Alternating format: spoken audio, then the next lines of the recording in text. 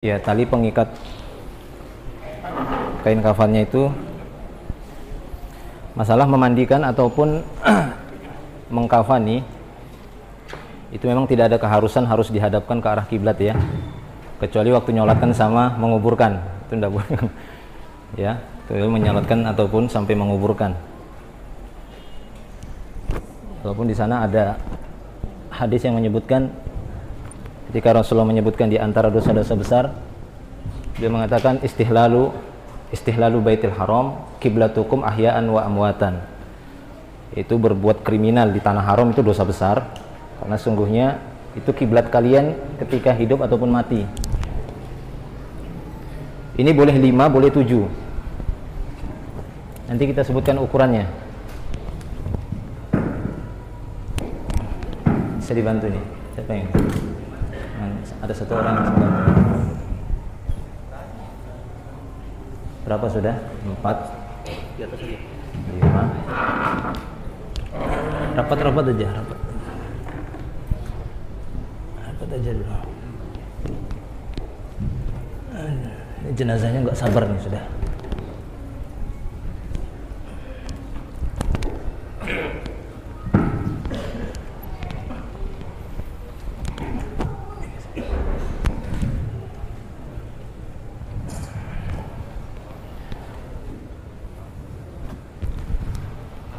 Ya, semua biaya seperti kain kafan itu diusahakan dari harta si mayit gitu ya.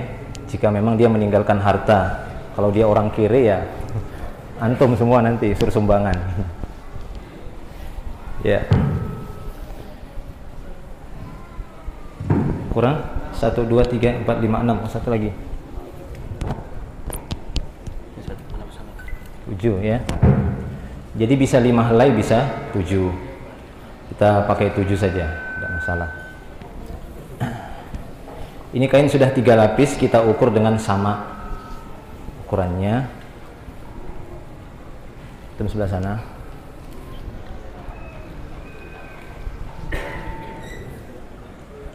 Iya. Sip. Ya. Sebentar, jangan tidur dulu antum ya. Jadi ini misalkan ukuran modelnya, model jenazah gitu ya, bukan jenazah asli. Tingginya 160. Ya, jika dia tingginya 160, jangan dipotong 160, nggak bisa nanti diikat. Akan tapi ditambah 1/3 dari tingginya. Misalnya tingginya 160 dibagi 3 dulu. Tinggi 160 bagi 3. Ya, hasilnya dapat, kemudian ditambah 160. Tapi ini bukan ukuran bukan ukuran yang ada hadisnya, enggak ada.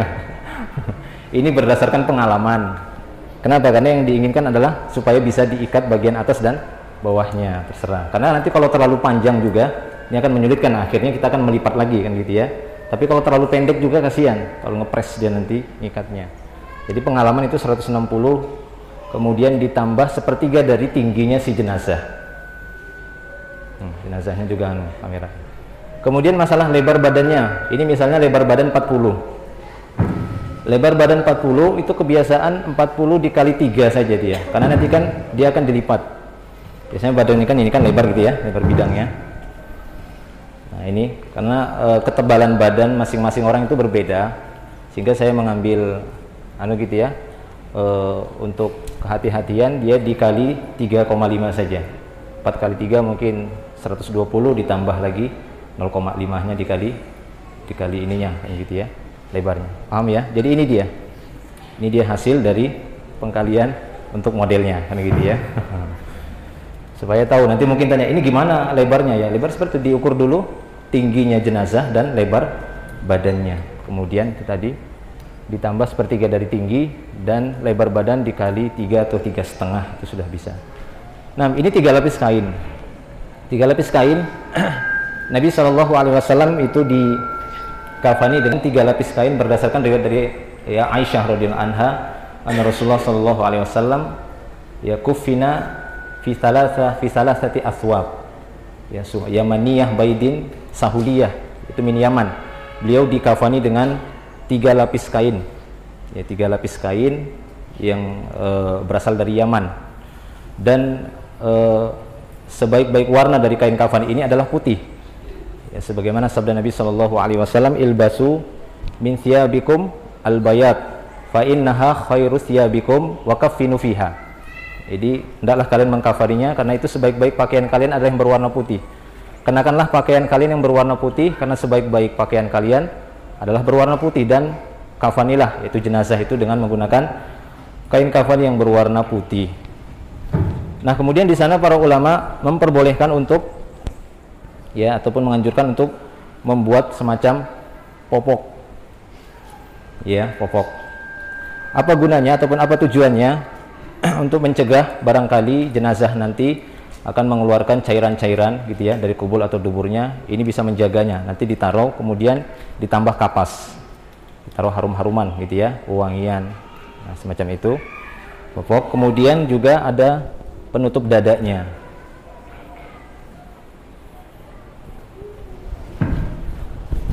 Gitu nanti taruh di situ. Ini hal yang diperbolehkan. Adapun hadis yang berkaitan dengan kaum wanita itu dikafani dengan 5 lapis kain, maka para ulama mendhaifkan hadisnya. Jadi kita mencukupkan dengan 3 lapis kain. Karena itu yang didapati dalil-dalil yang mana Nabi Shallallahu Alaihi Wasallam dikafani dengan 3 lapis kain kafan saja. Wallahu a'lam bishawab. Ya, jadi ini diletakkan di bagian, ya, kepala supaya memudahkan nanti menyolatkannya. Di bagian kepala.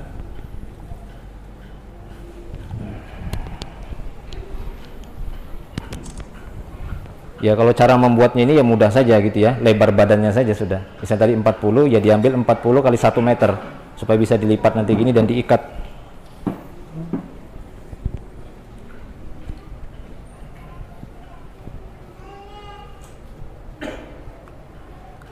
Ya, untuk lebih jelasnya masalah yang ada ini itu bisa dilihat dalam kitab Al-Wijazah fi Tajhizil Janazah yang disusun oleh Syekh Abdurrahman bin Abdullah Al-Ghaith.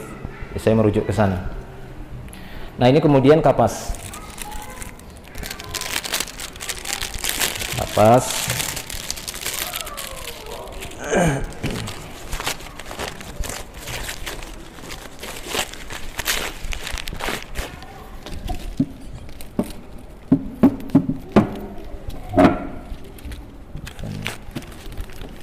Buka semua ini. Buka semua. Iya. Tidak bisa dia. Tidak, ini aja. Buka semua.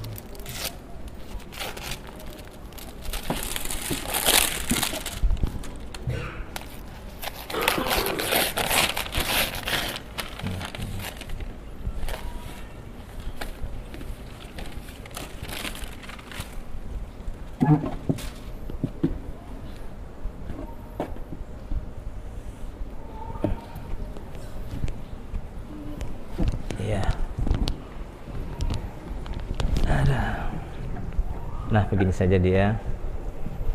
Ya. Untuk anunya nanti. Nah. Ada yang pernah tanya gimana Ustaz kalau pakai pampers saja? Allah a'lam, enggak tahu ya pakai pampers saja. Gimana kalau pakai pampers saja? Iya, jadi ini untuk anunya, popoknya. Nah, kemudian cara memberikan wangian. Usahakan mengkafani jenazah itu dengan sebaik-baiknya, kan gitu ya. Sebagaimana sabda Rasulullah, "Idza kafana ahadukum akhahu falyuhassin kafanahu." Apabila salah seorang di antara kalian mengkafani, maka hendaklah mengkafaninya dengan sebaik-baiknya. Jadi usahakan kainnya juga yang bagus, tapi tidak usah terlalu mahal, kan gitu ya. Ya, artinya yang sederhana, yang mencukupi, seperti kain ini saja cukup. Dan kemudian memberikan wangi-wangian.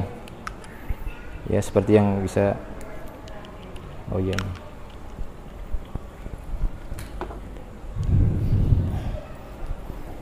Ya, kalau ada yang anu. Nah, memberi wangi-wangian ini bisa dengan beberapa cara. Bisa tadi selapis demi selapis dulu. Misalnya lembar pertama dimasukkan, kemudian ditaburi wangian. Gitu ya. Lembaran pertama, kemudian masuk lembaran kedua.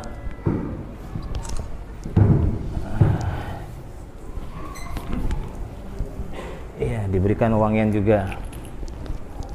Nah.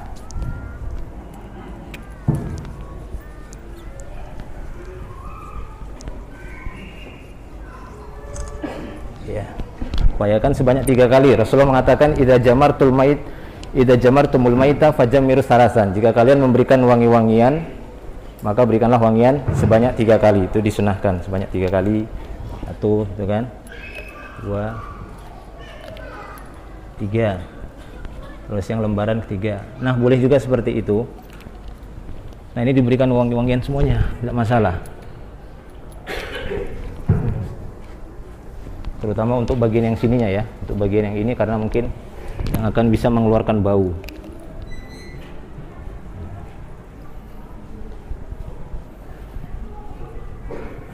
Atau ada yang serbuk-serbuk gitu ya, boleh.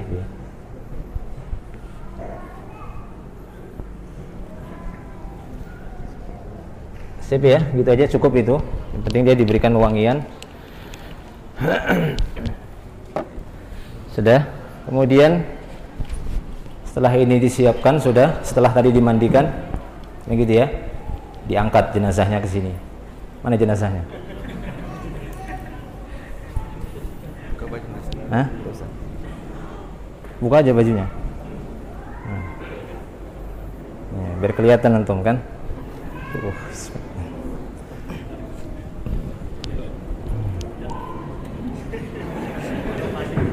Oh, berarti kurang maju. Sebentar. Terlalu sini dia. Iya.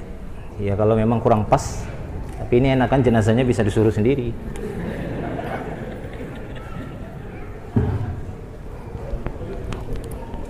Tarik sedikit. Sip. Iya.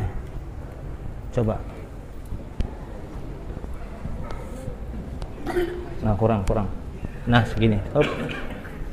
Mundur lagi. Mundur. Oke. Sudah, antum.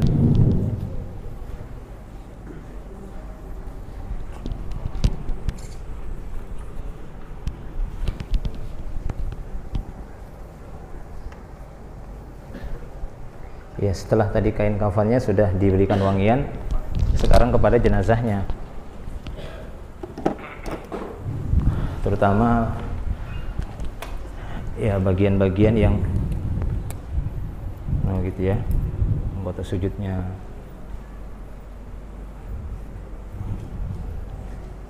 Nah, diperbolehkan juga meletakkan beberapa potong kapas yang dicampur dengan minyak wangi.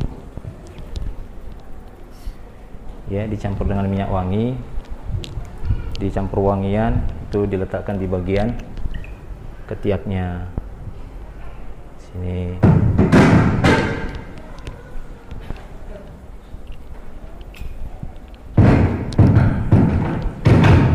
Apa itu suaranya? Ya, ditaruh wangian, kemudian ditaruh bagian sini.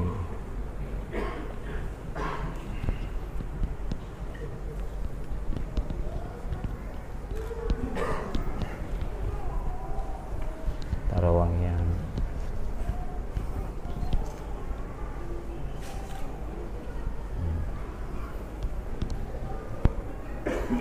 Antum kayak jenazah beneran ya kayak gitu.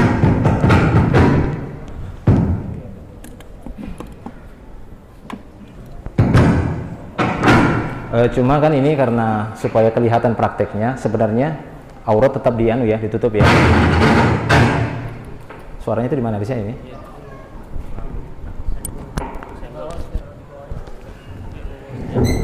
Sudah ya. Jadi aurat tetap ditutup gitu ya. Ini nggak ada penutupnya ya. Nggak ada contoh ya. Sarungnya sudah pada basahan. Kain yang satunya tuh. Iya, boleh supaya agak kelihatan. Kalau yang bisa ditutup, dia ditutup ya.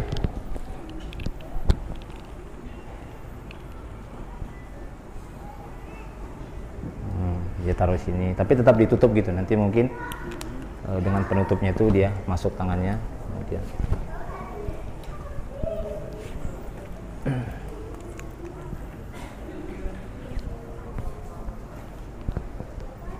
sudah, enggak apa-apa. Ada untuk ini aja, untuk semacam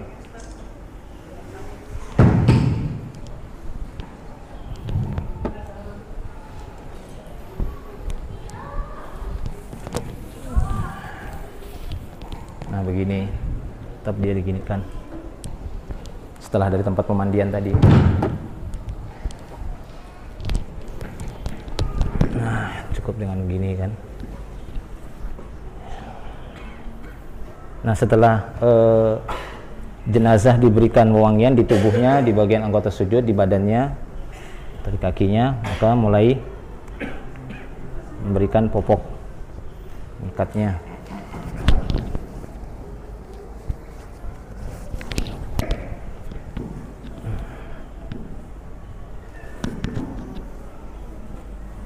Nah, ini supaya agak kelihatan ya. Yang tutup. Nah, kelihatan. Nah, begini caranya. Nah. Nah, ini diambil sini, diikat saja, ikat biasa. Ya, diikat.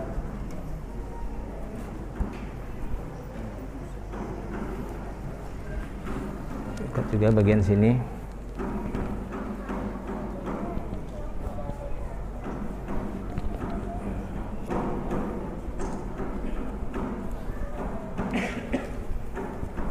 Ya, cukup.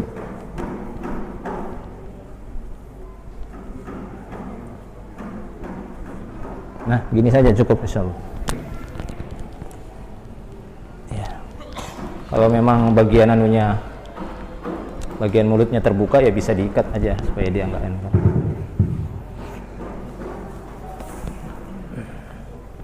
Ya, tetap ditutup. Kemudian ini begini.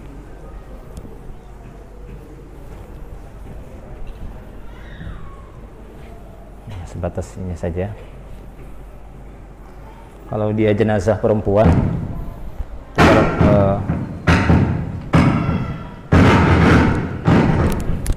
jenazah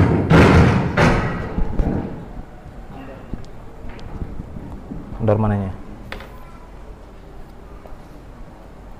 sudah ya. Kalau dia jenazah perempuan diperbolehkan untuk membuat semacam sarung ya, bajunya, kemudian jilbab kecil gitu. Itu ada prakteknya sendiri sama tim akhwat itu, insya Allah ada. Ya, ini kita yang ikhwannya saja. Nah, setelah ini, setelah semua sudah diwangikan, diberikan kapas tadi, kasih wangi-wangi, mulai mengkafaninya. Jadi ketika mengkafani, maka dimulai dari yang sebelah kanan jenazah, melipatnya. Ada yang bisa bantu kah? Jadi tidak langsung dia dibuka ininya ya. Nah, akan kelihatan auratnya. Dimulai dari sebelah kanannya, lipat sana. Ya, lipat, ketatkan.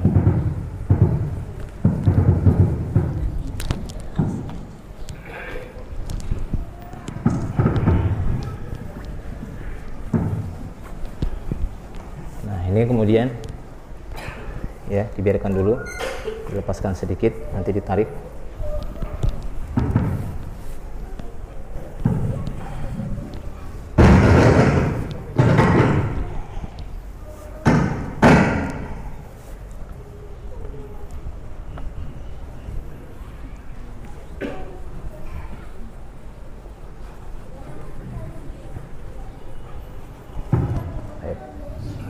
Yang sebelah kiri.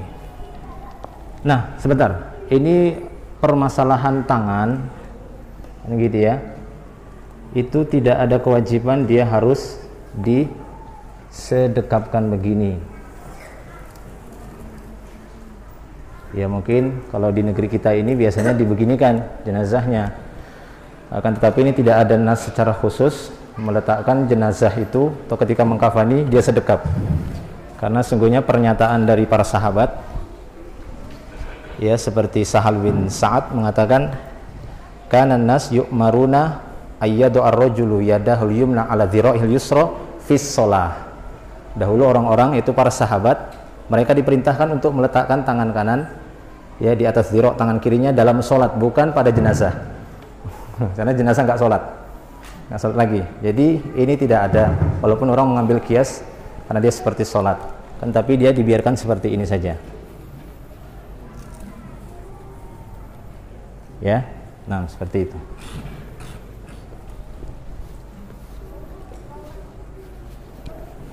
Nah, sudah tadi, kalau yang sudah bisa dilepas dia dilepas kain penutupnya.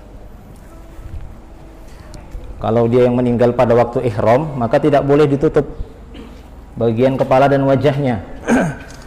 Ya, seperti peristiwa seorang laki-laki yang meninggal ketika ihram, yang dia terlempar dari untanya. Rasulullah SAW melarang agar tidak memberikan wangi-wangian. Dia dikafani dengan dua pakaian ihramnya, kafinuhu fi thawbaihi, ya, kafani dia dengan dua kainnya itu ya, kain ihramnya. Wala tuhannituhu wala tutayyibuhu, jangan kalian berikan wangian ataupun parfum, tidak usah. Kemudian jangan ditutup bagian kepalanya, ya, ataupun wajahnya. Wala tughattu ra'sahu, jangan kalian tutup bagian kepala atau wajhahu. Ya, itu khusus bagi orang yang meninggal ketika ihram. Mungkin di antara antum nanti ada yang ihram. Gitu ya. Baik, langsung ini lipatan yang pertama. Lanjut lagi. Diginikan dulu biar enak nanti dia masukkan lagi.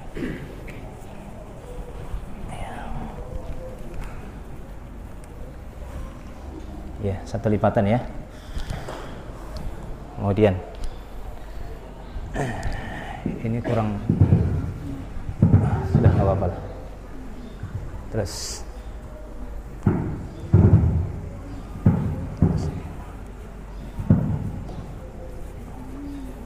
ya, masukkan lagi. Falyuhsin kafanahu, perbagus mengkafaninya ya.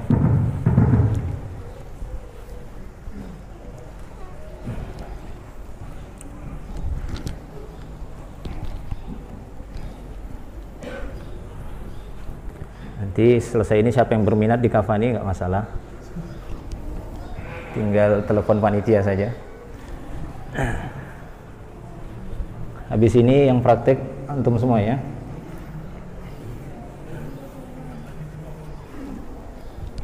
Sudah 2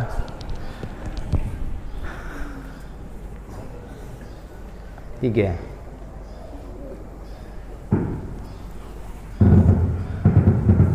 Ya, sama dimasukkan.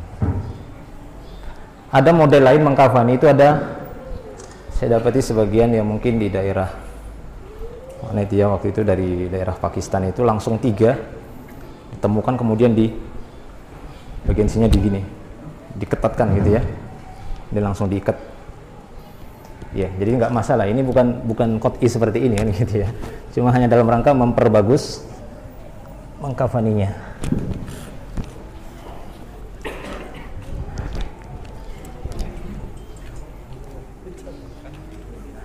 Ya, masukkan lagi.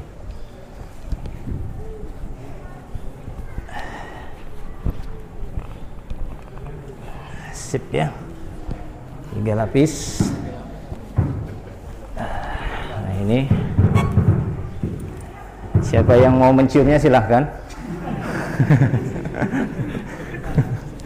Karena Rasulullah pernah mencium ya Utsman bin Mas'un, kemudian Rasulullah menangis dan meneteskan air matanya karena tapi jangan nangis antum. Ya, tahan napas ya. Oh gini tuh. Ya, kemudian ditutup. Ya. 2.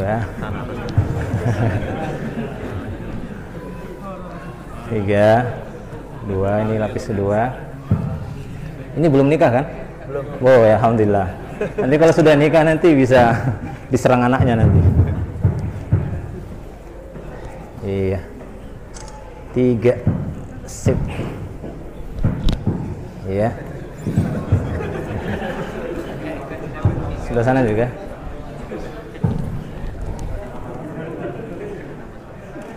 Iya, enggak apa-apa. Masih anu ya, bisa napas ya? Oh bisa ya.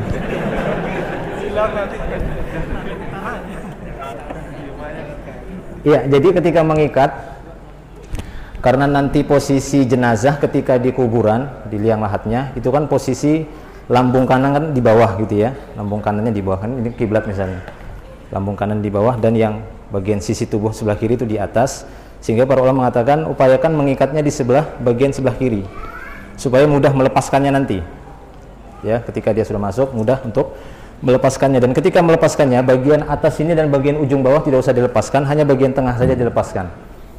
Supaya apa? Supaya nanti nggak gentayangan. Bukan ya, bukan itu. Tapi para ulama mengatakan karena jenazah namanya satu tubuh manusia itu ketika dia sudah meninggal itu dalam waktu 1 hari atau 24 jam itu akan mengalami pembengkakan, ya, dekomposisi, diakibatkan apa gitu ya, mungkin bakteri atau jamur, sehingga mengalami gas dalam tubuhnya, itu matanya membesar, badan membengkak, dan itu nanti akan pecah. Nah, kalau dia tetap terus terikat, ini akan memperlambat proses, bukan proses penuaan, proses penghancurannya gitu ya, dekomposisinya itu agak lambat. Sehingga kata para ulama alasannya itu tidak apa-apa dilepaskan, bukan dengan alasan gentayangan gitu ya. Nggak ada ruh gentayangan, yang ada setan gentayangan. Ya, jadi diikatnya ini tidak mengapa, diikat biasa saja.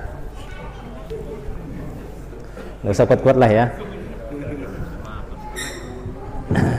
Hah? Ya, bagian ujung-ujung dulu diikat. Tidak ada ikatan khusus. Ya. Hah? Apanya? Iya, enggak apa-apa. Nanti setelah ini dibuka karena yang akan dikuburkan itu debok pisang. Nah, kemudian ini sebelah kiri sini. Ya.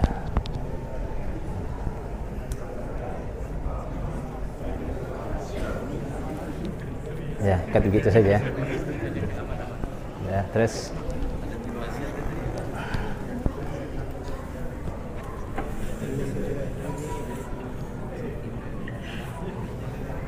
tahanin dia karena latihan renang sering ini, latihan renang. Jadi tahan nafasnya.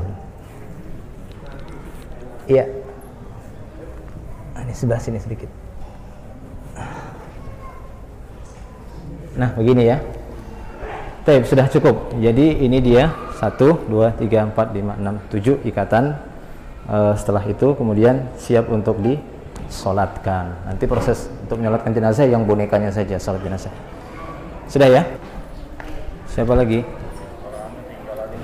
Tidak ada yang ditunjuk. Mana yang sudah ditunjuk? Belum ada? Belum ada yang mulai sholat. Oh, belum yang sholat ya? Iya, siapa yang mau sukarela?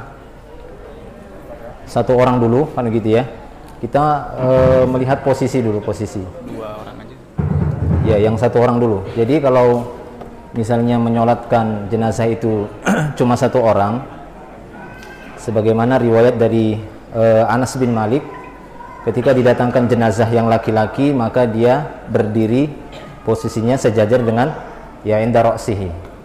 Ya, ketika datang jenazah seorang wanita, maka Anas bin Malik berdiri inda wastiha gitu ya, pas di tengah jenazah kalau dia perempuan. Ini kita anggap adalah jenazah dewasa laki-laki. Maka posisinya imam itu sejajar, ya nggak apa-apa, dekat sini juga nggak apa-apa.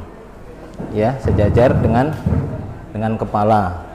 Ya, ini dia ya. Ini kalau dia jenazah laki-laki, dewasa laki-laki. Kalau dia jenazah dewasa yang perempuan, ya, ini misalnya jenazah dewasa perempuan.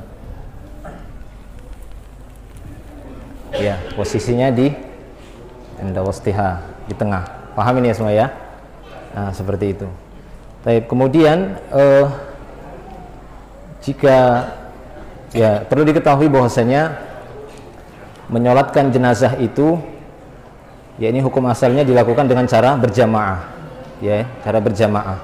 Maka para ulama mengatakan jika didapati satu kaum melakukan sholat jenazah sendiri-sendiri, maka sah sholat jenazahnya, tapi semuanya berdosa. Karena ini fardu kifayah, kan gitu, yang harus dilakukan secara berjamaah. Namun mereka melakukan sendiri-sendiri, maka semuanya berdosa. Tapi tetap sah sholat jenazahnya, begitu ya. Sholat jenazahnya tetap sah. Nah, demikian. Adapun kalau dia yang menyolatkan itu satu, jelas tadi. Kalau dia 2 orang, ya, kalau dia yang menyolatkan mungkin di satu tempat ada jenazah, apakah dia dewasa perempuan ataupun dewasa laki-laki, ada 2 orang, maka posisinya adalah bukan di samping seperti sholat berjamaah ya, posisinya ke belakang seperti yang dikoreksi oleh ya Syekh Ali Hasan Abdul Hamid Al-Halabi dalam kitab Mukhtasar Ahkamil Janaiz. Beliau mengoreksi orang-orang yang melakukan sholat jenazah cuma 2 orang, kemudian makmumnya di samping kanan seperti sholat biasa. Ini keliru. Ya, karena para salaf tidak melakukan demikian seperti yang dilakukan oleh Malik bin Hubairah, yang mana dia meriwayatkan satu hadis bahwasanya Nabi Shallallahu Alaihi Wasallam bersabda, "Ma min mayitin yamut, fa shalla alaihi thalathatu sufuf illa aujaba." Tidak ada seorang pun yang meninggal dunia disolatkan 3 saf melainkan akan diampuni. Maka kata perawi yaitu Marthad Al-Mazani, dia mendapati Malik bin Hubairah ketika mendapati jenazah atau ketika mendapati orang yang menyolatkan jenazah itu sedikit, ya kata dia, karena Malik bin Hubairah idza istaqalla ahli jenazah, yang menyolati jenazah itu sedikit orangnya, fajazza'ahum thalathata sufuf lil hadis, maka dia akan membagi 3 saf berdasarkan hadis ini, sehingga posisi 2 orang yang menyolatkan jenazah secara berjamaah begini dia. Karena sholat jenazah itu bukan dengan rukuk dan sujud, tapi dengan takbir-takbir yang berurutan. Apakah takbirnya itu 4 kali, 5 kali, 6 kali, 7 kali, dan maksimal 9 kali. Ya, maksimal 9 kali. Jadi paling utama bagi kita semua untuk berusaha mempraktekannya secara bergantian. Tapi kalau kita di sini masyhurnya cuma 4 kali gitu ya. Adapun takbirnya 4 kali itu berdasarkan hadis dari Abu Hurairah ketika dia meriwayatkan Rasulullah sallallahu alaihi wasallam na'an Najasyiyah, ketika sungguhnya Rasulullah ketika menginformasikan tentang kematian ya Raja Najasyi pada saat itu, fil yaumil ladzi mata fih, kharaja ilal musalla, beliau keluar menuju musalla lapangan, fasaffa bihim, kemudian menyusun saf para jemaah, para sahabat, wa kabbara arba'an, beliau bertakbir sebanyak 4 kali. Kemudian takbir 5 kali itu berdasarkan riwayat dari Abdurrahman bin Abi Layla, ketika dia mengatakan kana Zaid bin Arqam ya annahu kabbara 'alal janazah khamsan. Zaid bin Arqam itu melakukan salat jenazah dan bertakbir sebanyak 5 kali. Ketika dia ditanya, dia mengatakan karena Rasulullah sallallahu alaihi wasallam yukabbiruha, adalah Rasulullah juga bertakbir sebanyak 5 kali. Ini diriwayatkan oleh Ibnu Majah dan yang lainnya, Tirmizi, Abu Daud dan yang lainnya. Nah, adapun takbirnya sebanyak 6 kali itu riwayat dari Abdullah bin Ma'qal. Abdullah bin Ma'qal meriwayatkan bahwasanya anna Ali ibn Abi Thalib, bahwasanya Ali bin Abi Thalib shalla ala Sahal bin Hunayf. Ali bin Abi Thalib pernah menyolati Sahal bin Hunayf. Wa kabbara alaihi khamsan. Ya, wa kabbara alaihi sittan. Dan Ali pada saat itu bertakbir sebanyak 6 kali. Kemudian takbir 7 kali itu riwayat dari Musa bin Abdullah yang masih diriwayatkan oleh Imam Baihaqi. Di sana disebutkan Ali ketika menyolati Abu Qatadah kabbara alaihi sab'an. Dia bertakbir sebanyak 7 kali. Adapun takbir 8 kali itu memang ya belum ada riwayatnya, kan gitu ya. Makanya tadi saya katakan 4, 5, 6, 7 dan 9. Adapun 9 kali takbir itu riwayat dari Abdullah bin Zubair. Dia menceritakan ketika Rasulullah sallallahu alaihi wasallam menyolati jenazah Hamzah pada perang Uhud, maka beliau bertakbir sebanyak 9 kali takbir. Ya, jadi jelas ya. Jadi boleh dia 4, 5, 6, 7 atau 9, 8, wallahu alam. Gitu ya. Baik. Nanti akan terakhir akan kita praktekkan. Nah, ini praktek kalau 2, gitu ya. Posisi kalau jemaahnya itu 2 berdasarkan riwayat dari Malik bin Hubairah tadi. Lalu bagaimana kalau 3? Ada satu lagi. Kalau 3, kalau memang berdasarkan hadis tadi ya 3 ke belakang. Tuh kayak kereta api, Ustaz. Ya, tapi kalaupun seandainya dia mau begini, tidak ada masalah. Tapi tadi itu keutamaan. Ya, keutamanya apa? Ya, faqad aujaba. Dia akan diampuni, maksudnya jenazahnya. Nah, demikian seterusnya. Ya, demikian jumlah seterusnya. Upayakan dia 3 saf.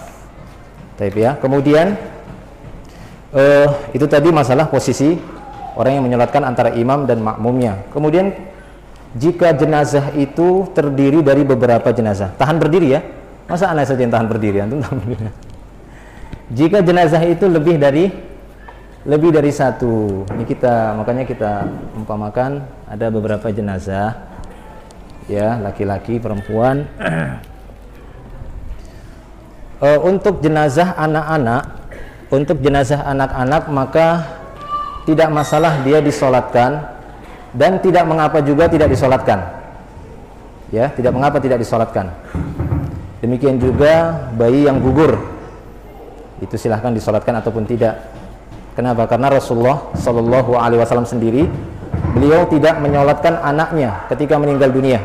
Seperti riwayat dari Aisyah radhiyallahu anha, dia mengabarkan, lamma mata Ibrahim ibnu Nabi Shallallahu Alaihi Wasallam, wa huwa ibnu samaniya asyra, ya ibnu samaniya asyra syahron, walam yusalli alaihi Rasulullah Shallallahu Alaihi Wasallam.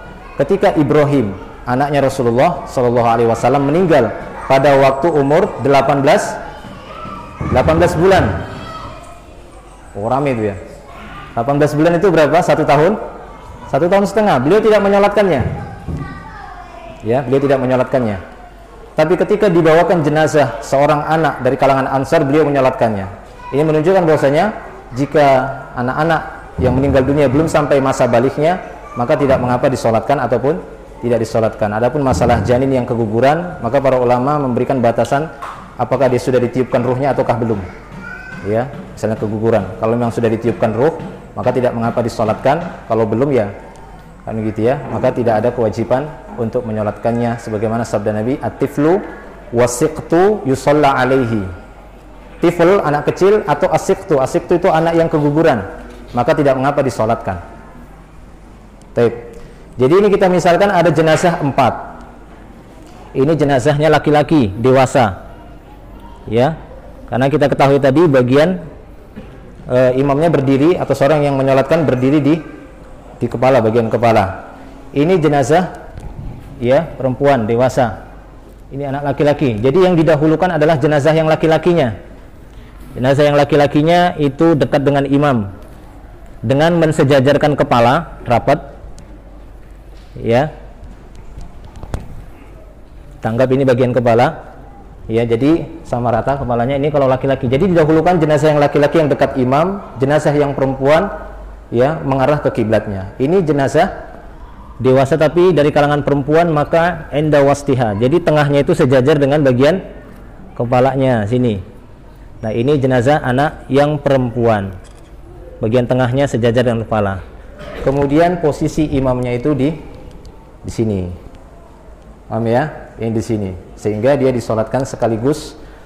Walaupun kata para ulama, hukum asalnya menyolatkan jenazah, satu jenazah sekali solat, satu jenazah sekali solat, tapi mungkin agak, ya, terlalu repot gitu ya, dibolehkan langsung menyolatkannya. Ya, sudah. Ya, sekarang kita praktek solat tadi dengan 4 kali takbir saja ya. 4 kali takbir. Takbir yang pertama itu membaca surat Al-Fatihah tanpa ada doa istiftah, ya, tanpa ada doa iftitah. Takbir pertama, kemudian membaca surat Al-Fatihah, ta'awuz, surat Al-Fatihah, dan diperbolehkan menambah surat-surat yang lainnya, surat pilihan, seperti yang dilakukan oleh Abdullah ibnu Abbas. Apakah membaca setelah Al-Fatihah Qul huwallahu ahad atau yang lainnya. Kemudian takbir yang kedua, membaca selawat, sebagaimana selawat di dalam sholat, artinya selawat di dalam tasyahud, salawat Ibrahimiyah. Ada beberapa macam selawat di sana. Kemudian takbir yang ketiga itu membaca doa-doa yang dikhususkan kepada jenazah, ya, itu pada setelah takbir yang ketiga, seperti sabda Nabi Shallallahu Alaihi Wasallam, idza shallaitumul mayyit fa akhlisu lahu du'a. Jika kalian mensolati mayit, maka khususkanlah doa untuknya. Bisa itu dengan doa Allahumma ighfir lahu warhamhu wa'afihi wa'fu anhu dan seterusnya. Bisa juga dengan, ya, doa-doa yang lain yang ada asarnya dari Nabi Shallallahu Alaihi Wasallam. Ataupun kalau memang dia tidak menghafal doa-doa tersebut, maka dia khususkan doa untuk si mayit. Ya, misalnya cukup yang dia tahu cuma Allahumma ighfir lahu, Allahumma ighfir lahu, Allahumma ighfir lahu, ya itu saja. Tidak mengapa insyaallah. Begitu ya. Itu diperbolehkan. Kemudian setelah itu takbir yang ketiga, takbir yang keempat. Setelah takbir yang keempat, maka tidak masalah untuk mendoakan dia dengan doa yang dikhususkan untuk jenazah juga. Ya, dengan doa yang lain seperti Allahumma ighfir li hayyina wa maitina, gitu ya, wa syahidina wa ghaibina wa saghirina wa kabirina wa zakarina wa unsana, ya, dan seterusnya, ya. Kemudian ada tambahan Allahumma man ahyaitahu minna fa ahyihi 'alal Islam wa man tawaffaitahu minna fatawaffahu alal iman, Allahumma la tahrim ajrahu wa la tudillana ba'dahu, atau doa yang lainnya. Nah, Syekh Muhammad Ibn Shalih Al-Utsaimin membolehkan atau beliau membawakan pendapat-pendapat para ulama setelah takbir yang keempat boleh membaca Rabbana atina fid dunya hasanah wa fil akhirati hasanah wa qina adzabannar. Nah, demikian. Ya, ini yang praktek mereka langsung atau ana? Ini saja. Iya. Jadi itu di belakang. Ini kita anggap safnya 3 lah gitu ya, atau 1 aja tidak masalah, atau 3. Nah, gitu ya. Ada lagi yang lain kah yang mau di sini ikut? Ayo. 2 lagi. Maju. 3 saf.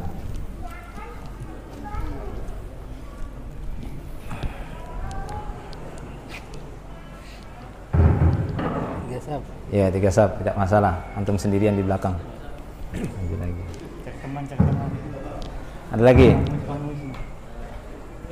Hitung-hitung antum kena syuting lah.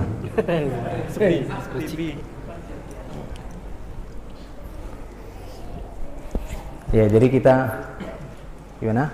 Kita praktekkan ya 4 kali takbir dengan doa yang sederhana saja kan gitu ya. Ya, jadi ini posisinya kita anggap ini kepala karena dewasa laki-laki, anak laki-laki. Ini arah kiblat gitu ya. Masalah tempat sholat di sana memang lebih utama sebenarnya di luar masjid atau di tempat yang khusus di lapangan ataupun di luar masjid. Walaupun di dalam masjid juga tidak masalah karena Rasulullah pernah menyolatkan Suhail bin Baido ataupun saudaranya Sahal bin Baido itu di dalam masjid, sebagaimana pernyataan dari Aisyah radhiyallahu anha, dia mengatakan wallahi masalla Rasulullah sallallahu alaihi wasallam ala Suhail ibni Baido wa akhihi illa fil masjid, wa fi riwayatin illa fi jawfil masjid. Jadi demi Allah tidaklah Rasulullah menyolatkan Sahal bin Baido ataupun saudaranya ya Suhail bin Baido dan saudaranya Sahal bin Baido kecuali di dalam masjid. Ya, jadi kita praktikkan sholatnya dengan 4 kali takbir saja gitu ya, supaya jangan terlalu banyak 4 kali takbir. Nah, masalah takbir tadi kan gitu ya, bersedekap. Kemudian memang di sini ada perbedaan di kalangan para ulama, apakah setiap takbir dia mengangkat tangan ataukah cukup dengan takbir saja. Itu bisa nanti antum dapati dalam pembahasannya, tidak masalah. Tapi saya lebih merojihkan setiap takbir itu mengangkat kedua tangan. Wallahu a'lam bishawab. Ya, kita mulai ya. Allahu Akbar. A'udzu billahi minasyaitonir rajim. Bismillahirrahmanirrahim. Alhamdulillahi rabbil alamin, arrahmanir rahim, maliki yaumiddin. Iyyaka na'budu wa iyyaka nasta'in. Ihdinas siratal mustaqim, siratal ladzina an'amta 'alaihim ghairil maghdubi 'alaihim waladdallin. Amin. Allahu Akbar. Allahumma salli ala Muhammad wa ala ali Muhammad kama sallaita ala Ibrahim wa ala ali Ibrahim innaka Hamidum Majid. Allahumma barik ala Muhammad wa ala ali Muhammad kama barakta ala Ibrahim wa ala ali Ibrahim innaka Hamidum Majid. Allahu Akbar. Allahumma ighfir lahu warhamhu wa'afihi wa'fu anhu wa akrim nuzulahu wa wasi' mudkhalahu waghsilhu bil ma'i wal thalji wal barad wa naqihi minal khotoya kama naqaita thawbal abyadu minad danas wa abdilhu daran khairan min darihi wa ahlan khairan min ahlihi wa zawjan khairan min zawjihi wa adkhilhul jannah wa a'idhu min adzabil qabri wa min adzabin nar. Allahu Akbar. Allahumma ighfir li hayyina wa maitina wa syahidina wa ghaibina wa dzakarina wa unsana. Allahumma man ahyaitahu minna fa ahyihi alal islam wa man tawaffaitahu minna fa tawaffahu alal iman. Allahumma la tahrimna ajrahu wa la tudillana ba'dahu. Rabbana atina fid dunya hasanah wa fil akhirati hasanah wa qina adzabannar. Assalamualaikum warahmatullahi. Assalamualaikum warahmatullahi. Ya, jadi seperti itu kurang lebih praktek dari sholat jenazah. Dan masalah salam tadi, maka diperbolehkan sekali salam saja ke kanan dan boleh juga 2 kali sebagaimana disebutkan dari riwayat Abu Hurairah dan yang lainnya. Nah, demikian ya. Gimana? Selesai ya? Insyaallah selesai. Nanti kalau misalnya contohnya yang tidak ada tuntunannya itu kan biasa orang awam itu habis salat itu doa dia. Oh iya. Jadi kebiasaan katanya habis sholat itu ada doa. Jadi tidak ada doa kan gitu ya. Jadi tidak ada doa setelah sholat jenazah. Jadi setelah dia sholat salam, ya sudah, jenazahnya itu diangkat ke tandu atau ke kerenda dan langsung dibawa. Tidak ada doa-doa khusus ataupun doa berjamaah. Nanti mungkin ada ketika setelah pemakaman jenazah Rasulullah memerintahkan untuk ya memintakan ampunan untuk si jenazah. Itu nanti akan ada penjelasan insyaallah. Baik, iya. Itu yang 6-7 takbir itu di sela-sela doanya gimana? Iya. Bagaimana tentang takbir yang lebih dari 4 kali? Apa yang diucapkan? Para ulama mengatakan ya tidak ada nas yang menyebutkan doa-doa di antara takbir itu, tapi sebagian mengatakan diperbolehkan berdasarkan riwayat hadis yang umum tadi. Idza shallaitumul mayyit fa akhlisu lahu du'a. Jika kalian menyolati jenazah atau mayit, maka khususkanlah doa untuknya. Jadi diperbolehkan setelah takbir-takbir sampai 9 tadi berdoa. Ya, wallahu a'lam bishawab. Nanti mungkin akan ada tanya jawabnya nanti ya di akhir. Kita cukup dulu sampai di sini. Ya, istirahat dulu gitu ya. Baru nanti kita proses mengantarkan jenazah sampai tempat pemakaman. Wa akhiru da'wana alhamdulillah. Assalamualaikum warahmatullahi wabarakatuh.